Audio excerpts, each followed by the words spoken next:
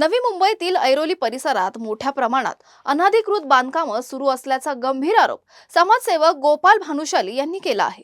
या संदर्भात त्यांनी नवी मुंबई महानगरपालिकेच्या जी विभागातील संबंधित अधिकाऱ्यांकडे लेखी तक्रार आणि छायाचित्रांसह पुरावे सादर केल्याचा दावा केलाय।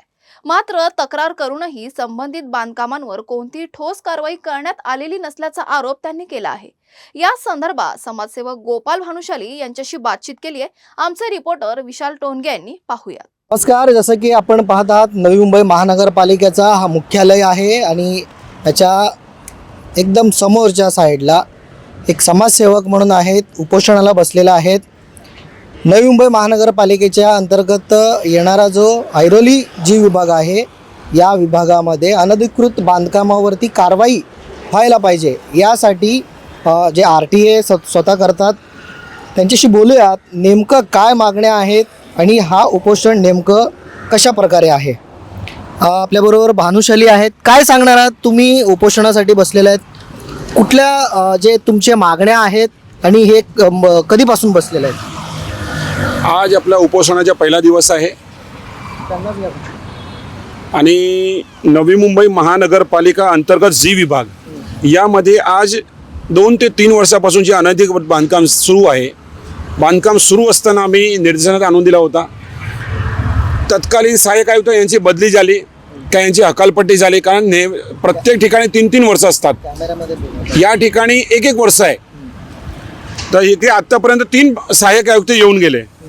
तर आत्ता जे सहाय्यक आयुक्त आले होते ते श्रीमती साधना पाटील होते आहे।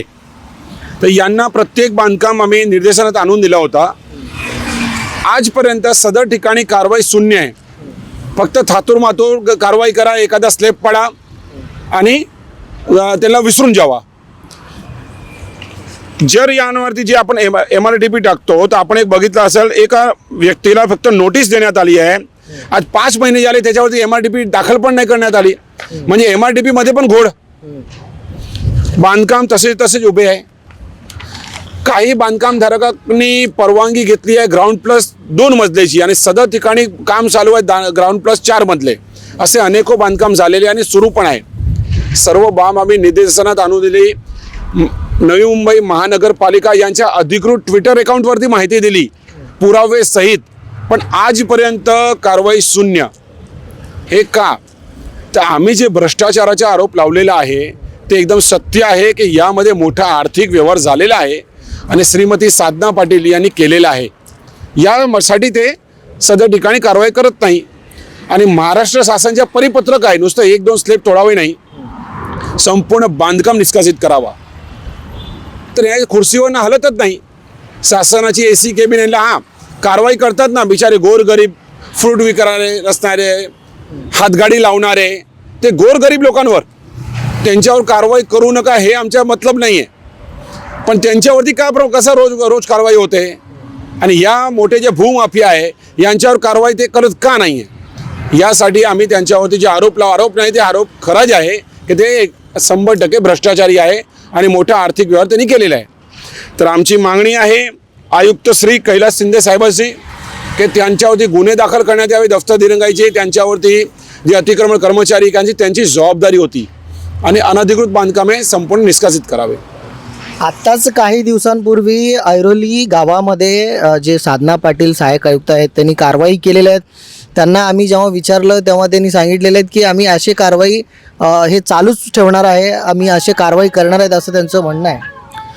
आपण जे साधना पाटील तुम्हाला जे बाईट दिली असेल त्यांनी कारवाई केली आहे, जर तुम्ही कारवाई तिकडे बघून या आणि महाराष्ट्र शासनाच्या परिपत्रक काय बोलतो ते आपण बघून या। काय बोलते परिपत्रक? हे बोलते संपूर्ण बांधकाम निष्कासित करावा, बांधकाम निष्कासित करण्याचा संपूर्ण खर्च त्यांच्याकडनं वसूल करावे, बरोबर आहे? तर कुठला संपूर्ण बांधकाम निष्कासित केला?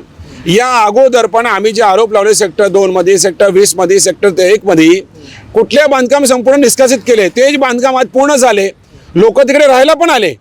म्हणजे हे कारवाई नुसतं दिखाव कारवाई आहे ना। कुठले जर त्यांनी संपूर्ण बांधकाम निष्कासित केले आणि ते बांधकाम पूर्ण झाले नाही तर माझ्यावरती गुन्हे दाखल करण्यात यावे, नाहीतर त्यांची हकालपट्टी करून त्यांच्यावरती गुन्हे दाखल करण्यात यावे, त्यांची मालमत्ता याची चौकशी करण्यात यावी। प्रशासनाला पुरावे देणार मी। प्रशासनाला काय सांगणार? प्रशासनाने मी मागणी केली आहे आयुक्त साहेबांची, त्यांच्या लवकरात लवकर गुन्हे दाखल करावे, बांधकाम निष्कासित करावं, तो पण इकडनं उठणार नाही मी. खूप खूप धन्यवाद. नक्कीच तर अशा पद्धतीनं एकंदरीत नवी मुंबई महानगरपालिकेच्या मुख्यालयासमोर या ठिकाणी उपोषणाला बसलेले आहेत. आणि जसं की काही दिवसांपूर्वी आम्ही तुम्हाला दाखवलं होतं, ऐरोली गावामध्ये जे सहाय्यक आयुक्त आहेत साधना पाटील, हे कारवाई करण्यासाठी त्या ठिकाणी गेले होते. तो संपूर्ण कारवाईची आम्ही तुम्हाला दाखवलेला आहे आवाज इंडिया टी व्हीच्या माध्यमातून. परंतु त्या ठिकाणी एक मोठी निदर्शनामध्ये अशी आलेली आहे की कारवाई करत असताना, अनधिकृत बांधकामावरती कारवाई करत असताना कुठल्याही प्रकारचं सेफ्टी पॉईंट ऑफसाठी वापरलं गेलं नव्हतं. हे आम्ही निदर्शनामध्ये आणून दिलेलं आहे. तर नवी मुंबई महानगरपालिकेचे आयुक्त आहेत, ते काय कारवाई करतील, कसे कारवाई करतील, एकंदरीत या ठिकाणी ज्या व्यक्तींनी या ठिकाणी उपोषणाला बसलेल्या आहेत त्यांना कुठल्या प्रकारचा प्रतिसाद मिळणार आहे हे सुद्धा पाहणं तितकेच महत्त्वाचं असणार आहे. पाहत राहा आवाज इंडिया टी व्ही.